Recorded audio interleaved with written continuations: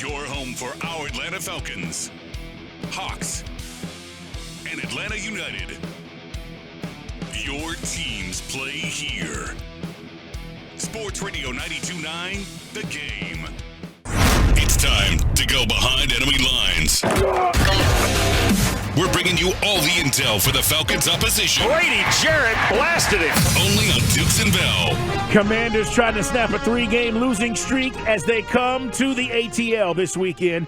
It's Dukes and Bell at Sports Radio 92.9 The Game. We welcome in JP Finlay, behind enemy lines, guys, host of 106.7 The Fan in D.C. and NBC4 in Washington. And JP, let's start with your quarterback. Tell us about Sam Howell. What is the deal? How has he looked? Is there confidence there? What's going on with Sam Howell? Yeah, Howell is a really exciting young player, young prospect. He's probably 2 games removed now from the best game he's had in the pros. He really looked good against the Eagles in a game that Washington fought hard but lost. Last week against the Bears, the whole team was bad. It's hard to take much from that Bears game, really. And they got down to a big deficit early and were forced to pass a ton. What you like about Howell, he's got really good feet. He can move. He's got a strong arm. What isn't great, he holds onto the ball too long at times, and he can turn it over a little bit. All the off-field stuff, kind of the moxie, the toughness, the grit, the guys love him in the locker room. He's got all that.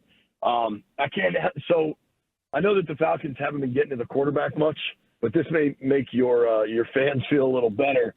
Coming into last Thursday's game against the Bears only had 2 sacks in 4 games and were not having any success getting to the quarterback. And then the Bears sacked Howell 5 times. So I know the Falcons' sack numbers aren't very good, but I'd wait till Sunday evening before deciding, if they can get it done. Yeah, man, it just seems like we were looking at the roster. The defense just looks like, especially the front 4. Some really big dudes. And I know Chase has had some issues injury-wise, and we know Deron Payne from his Bama days, Montez Sweat. But they give up a lot of points, JP. Why is that? Defensively, they've been a mess, honestly. The front 4 isn't getting home, with the regularity you'd like. They're not really getting there. The pressure isn't always that consistent. Their linebacker play is got to be bottom 5 in the NFL. And then their secondary has just been giving up explosives. They drafted a young corner, Emmanuel Forbes, out of Mississippi State. He's had a really tough start to the season. Now he's going up against really good players, but that's what life in the NFL is. DJ Moore had 3 touchdowns last week. He went for 230 on him the week before. A.J. Brown had $170 with 2 touchdowns. I know the passing game in Atlanta is limited, but I'd have to imagine that, Drake London, Kyle Pitts, whatever it is, are really excited to see this matchup. The Commanders secondary has been really, really a problem. Yeah, they have a reserve safety, all-pro special teams player, Jeremy Reeves, also on the injured list. There's a ton of guys that are hurt in that secondary. We got to be able to take advantage of it, right, JP? You should. So Jeremy Reeves is pretty much he made the Pro Bowl last year and was named All-Pro as a special teamer. But their starting safety, a kid, Derek Forrest, who started 15 games for him last year and started every game this year, he got hurt in that Bears game too. He'll be out. Second-round pick, Quan Martin, is expected to log his first defensive snaps of the year against Atlanta. And, there were times in preseason he looked fairly lost. So it'll be interesting to see what he has. They do have a veteran, Kendall Fuller, who's a pretty good corner. Cam Curl has been a really good safety for them over the years. He's a really, really good open field tackler. So they do have some players. And if their front can generate pressure at the rate that's expected or hoped for, that could change a lot too. But this hasn't happened with a ton of consistency. Jonathan Allen's another former Bama guy that's been really good in his NFL career. And I almost wonder if he's playing through an injury or something because he just doesn't look as explosive as normal. We're going behind enemy lines, guys. Do it every week. It's the Commanders. They were the WTFs. I remember them as the Redskins. JP Finlay is with us, guys, on the waitfor.com hotline from 106.7 The Fan in D.C. and NBC4. JP, it was kind of a fun story during summer camp, and that was the players going to Ron Rivera and saying, oh, this Bieniemy guy is really hard. What was that all about? Oh, man.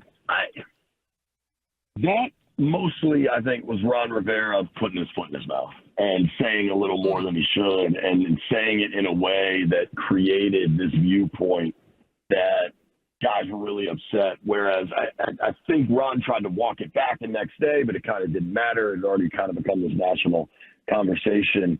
But all that said, I mean, they were practicing way harder, way longer, way more running, more hitting with the enemy running the offense than they had been. And the enemy's the assistant head coach, offensive coordinator, but Rivera has kind of given him the full,